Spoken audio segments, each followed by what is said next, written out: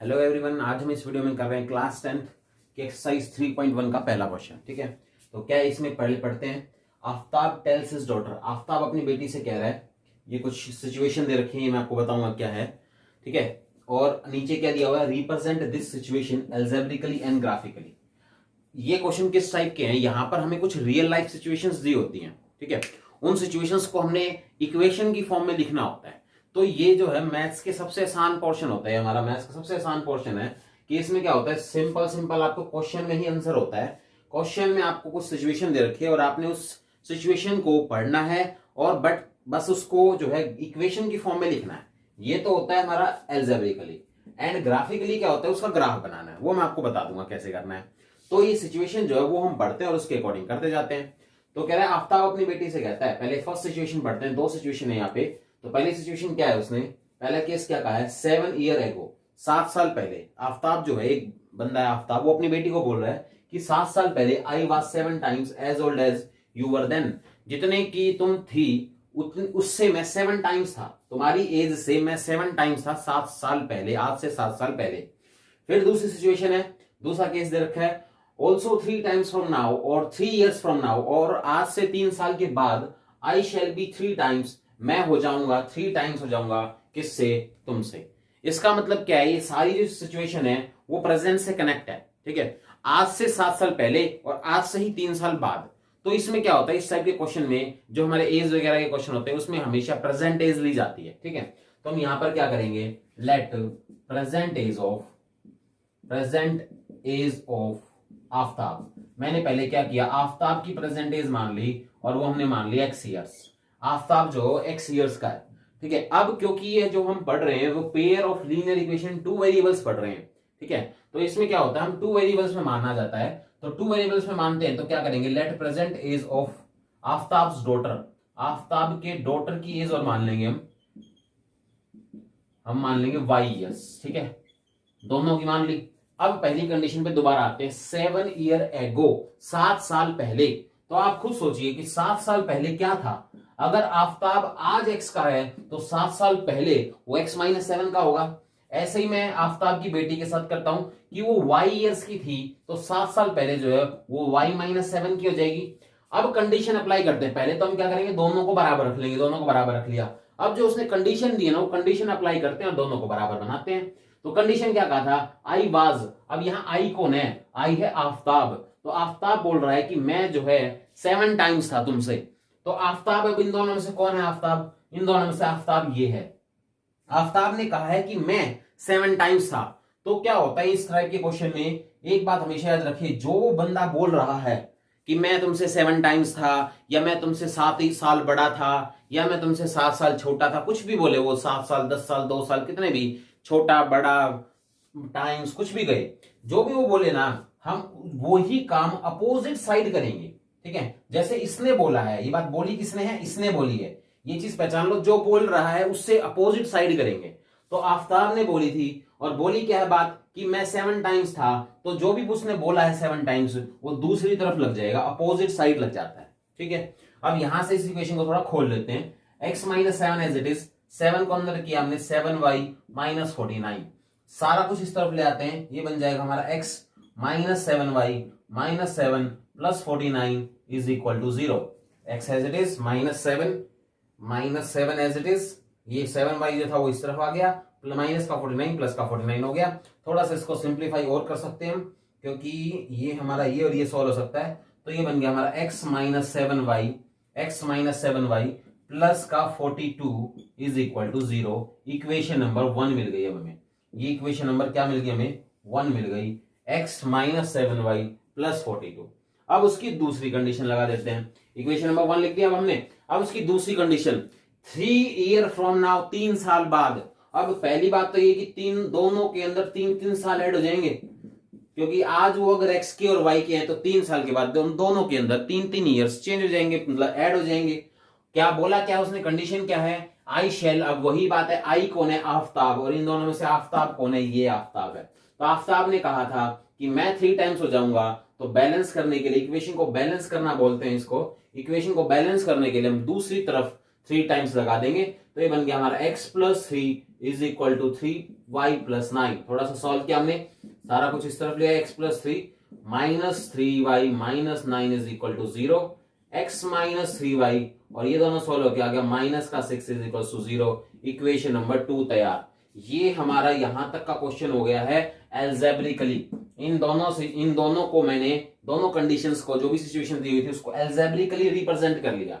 अब मैं कराता हूं ग्राफिकली इनको रिप्रेजेंट।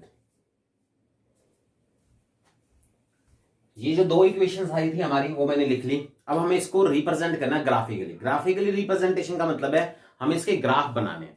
अब आप देखिए, आपने ग्राफ बनाना 9th क्लास में सीखा था, वही काम करना है हमें। यहाँ पे क्या करते थे, एक बॉक्स लगाते थे और यहां हम x और y की वैल्यू लेते थे, एक की वैल्यू लेते थे, दूसरे की निकालते थे और एक बॉक्स बन जाता था और उसका हम ग्राफ ड्रॉ कर देते थे। बट यहां पर दो इक्वेशंस का एक साथ ग्राफ ड्रॉ करना, बस इतना ही फर्क है, तो कुछ भी नहीं है। जैसे मान लो मैंने यहां से x की वैल्यू 0 ले ली, ठीक है। जैसे ही मैंने यहां पुट किया x is equal to 0, solve कर लेते हैं, क्या आएगा 0 minus 7y plus 42 is equal to 0, minus 7y is equal to minus 42, y की वैल्यू आ गई हमारी 6, तो y की वैल्यू मुझे मिल गई 6, ठीक है।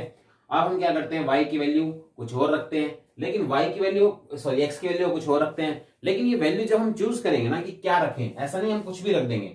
कुछ भी रखने से हमारी कैलकुलेशन थोड़ी गड़बड़ा जाएगी, मतलब फिर पॉइंट में आएगा या फ्रैक्शन में आएगा, फिर उनको रिप्रेजेंट करना मुश्किल हो जाता है। तो इसलिए हम जो x की वैल्यू है वो थोड़ा सोच समझ के लेंगे, इस तरह से लेंगे कि अगर उसको हम सॉल्व करते हैं तो y की वैल्यू जो है वो एक कंप्लीट नंबर आ जाए, मतलब होल नंबर आ जाए, ताकि उसको रिप्रेजेंट करना आसान हो जाए। मान लो पॉइंट में आ गया 5.1 5.2, तो उस तरह की नंबर्स को रिप्रेजेंट करने में परेशानी होगी हमें।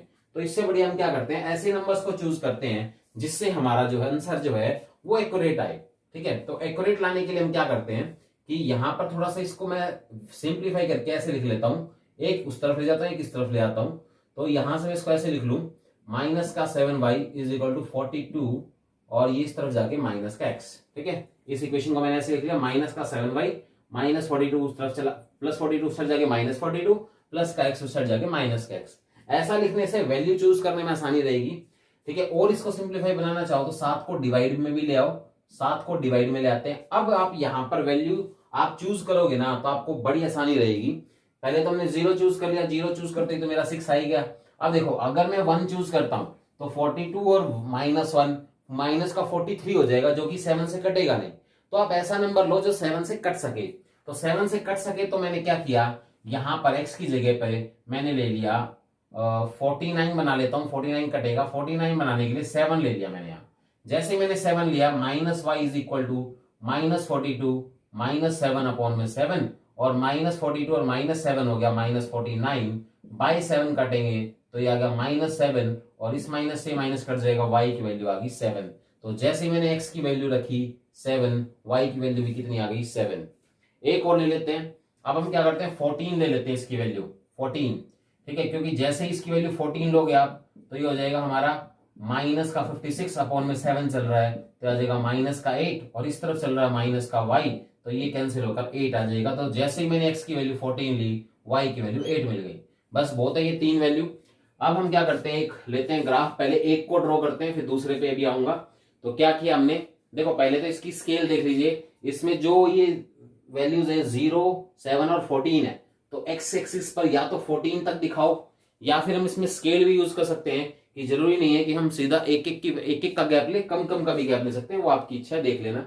तो जैसे यहाँ पर है, पहला क्या है, पहला पॉइंट 0 एंड 6, x की वैल्यू 0 y की वैल्यू 6, तो y है हमारा 1 2 3 4 5 6 7 8, क्योंकि ज्यादा से ज्यादा 8 है और x की तरफ ज्यादा से ज्यादा 14 है, तो 1 2 3 4 5 6 7 8 9 10 11 12 13 14।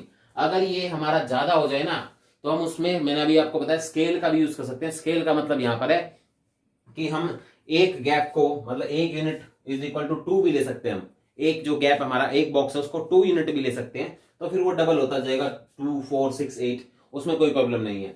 तो पहला पॉइंट क्या है 0 6, तो 0 और 1 2 3 4 5 6, तो 0 6 हो गया हमारा यहाँ। वैसे मैं इसको करने से पहले इसके भी निकालूंगा, उसके बाद करेंगे, लेकिन मैं आपको एक एक करके बता रहा हूं। फिर आ गया हमारा x की वैल्यू 7 और y की वैल्यू भी 7, तो ये हमारा 1 2 3 4 5 6 7, और 1 2 3 4 5 6 7। तो ये हम इसको यहां से जब ऐसे लेके जाएंगे तो ये 7 7 हो जाएगा हमारा ये पॉइंट हो गया हमारा 7 7। फिर हमारा 8 और 7 8 14 और 8, एक्स की वैल्यू तो 14 है और इसकी वैल्यू हमारी 8 है। तो ये लगभग यहां आकर मीट कर जाएंगे और हम इस लाइन को ऐसे ज्वाइन करवा देंगे। ठीक है, ये आप बिल्कुल प्रॉपर स्केल से लोगे तो ये आपकी लाइन जो है बिल्कुल एज इट इज बिल्कुल एग्जैक्ट मिलेगी।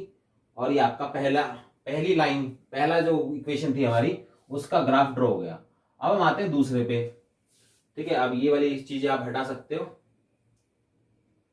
अब दूसरे पे आते हैं। अब हमारी दूसरी इक्वेशन है x minus 3y minus 6 is equal to 0। तो पहले वही काम करते हैं, इसको थोड़ा सा सिंप्लीफाई कर लेते हैं। एक y एक तरफ x एक तरफ, माइनस का 3y is equal to 6 minus x। ये 6 माइनस का था उस तरफ प्लस का हो गया, x प्लस का था माइनस का हो गया, और ये 3 भी यहां डिवाइड में ले जाओ बाय में 3। अब x की वैल्यू रखते जाओ और y की निकालते जाओ। तो रखा जैसे मैंने, देखो 3 वैल्यू सफिशिएंट है इसमें हमारी। x की वैल्यू पहले 0 ही ले लो। जैसे ही आप x की वैल्यू 0 लोगे ये हो जाएगा 6 माइनस 0 6 डिवाइड बाय 3 2, और ये माइनस ट्रांसफर होके -2। ये आप वैल्यू आराम से रख सकते हैं, कोई दिक्कत नहीं है। फिर आप यहाँ पे x की वैल्यू ले लो। देखो मैं आपको बता देता हूँ कैसे लिया मैंने। x की वैल्यू 0 ली पहले। ठीक है, x की वैल्यू 0 लेने से क्या हुआ, minus y is equal to 6 minus 0 by 3 that is 6 by 3 that is 2। फिर ये माइनस ट्रांसफर होके y की वैल्यू आ गई -2। अब हम यहाँ पर x की वैल्यू ले लेते हैं 3, सीधा 3 ले लेता हूँ क्योंकि 1 2 वगैरह लोगे तो फिर ये कटेगा नहीं। तो मैंने ले लिया minus y is equal to 6 minus 3, x की वैल्यू 3 ले ली। जैसे x की वैल्यू 3 ली, जैसे ही मैंने x की वैल्यू 3 ली तो यहाँ पर रखा हमने, तो ये हो गया हमारा 6 माइनस 3 बाई 3 दैट इज 1, और फिर माइनस ट्रांसफर होके y की वैल्यू आ गई -1। अब हम ले लेते हैं 6। अब हम x की वैल्यू क्या ले लेते हैं 6। जैसे ही मैं x की वैल्यू 6 लूंगा तो इसको देख लीजिए आप ध्यान से, 6 माइनस 6 0 0 बाई 3 0, और माइनस ट्रांसफर हो भी जाए तो भी वो 0 ही आएगा। अब हम दूसरी लाइन की इक्वेशन बना लेते हैं। क्या है हमारा x0 y -2, तो y -2 की तरफ जाना पड़ेगा y को, x की जरूरत नहीं है माइनस की तरफ। तो लेते हैं x तो 0 y -2, तो ये वाला पॉइंट आ गया। फिर है x3 है y -1 है, ये वाला पॉइंट आ गया। फिर हमारा x6 है और y 0 है, तो x6 y 0 ये वाला पॉइंट आ गया, और इसको हम ऐसे ज्वाइन कर देंगे। ये हमारा ग्राफिकली रिप्रेजेंट हो गया। ये आपने 9 क्लास में किया है, बट वहां हमने एक लाइन की है, यहाँ एक ही ग्राफ में 2 लाइनों को करना है।